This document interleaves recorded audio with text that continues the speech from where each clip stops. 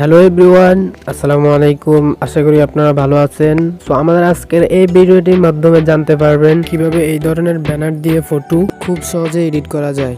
তো আপনারা অনেকে কমেন্ট করেছেন এই ধরনের ফটো এডিটের টিউটোরিয়াল দেওয়ার জন্য।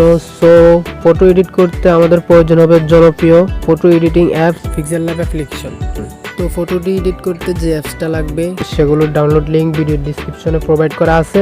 আপনারা সিম্পলি ক্লিক করে অ্যাপসটাকে ইনস্টল করে নিতে পারেন। তো মূল ভিডিওতে যাওয়ার আগে ছোট্ট একটি রিকোয়েস্ট, আপনি যদি আমাদের চ্যানেলে নতুন ভিজিটর হয়ে থাকেন প্লিজ চ্যানেলটি সাবস্ক্রাইব করে পাশে থাকা বেল আইকনটিকে অল করে দিবেন। আর যদি অলরেডি সাবস্ক্রাইব করে থাকেন আপনাকে অসংখ্য ধন্যবাদ। সো ভিডিও জুড়ে আপনাদের সাথে আমি আছি আলাউদ্দিন, আর আপনারা দেখছেন আলাউদ্দিন চ্যানেল।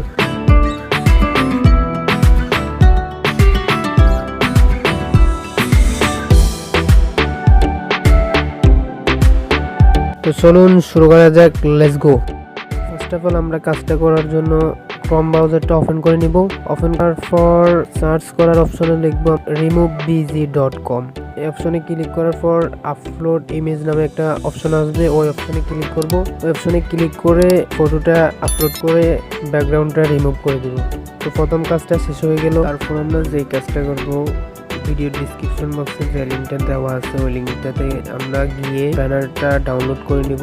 দুইটা অপশনে দেওয়া আছে, আর্জেন্টিনা ব্রাজিল দুইটা ব্যানার দেওয়া আছে, ওগুলো আমরা ক্লিক করে ডাউনলোড করে নিব।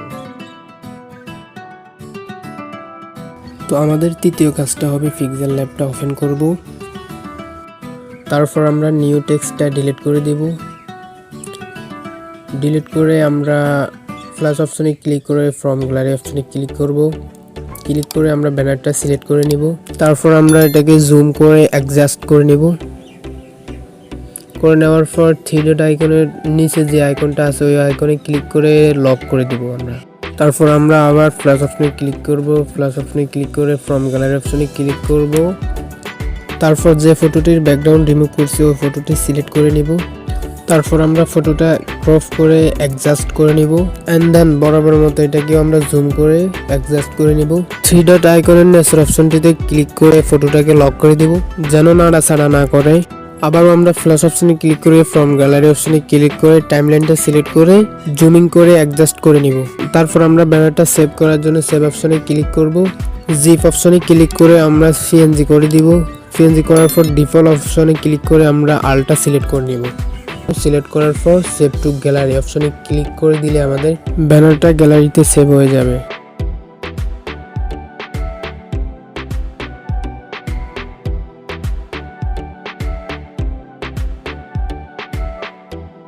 সেম প্রসেসিং এ ব্রাজিল ব্যানারটাও আমরা এইভাবে সাজিয়ে নিতে পারবো।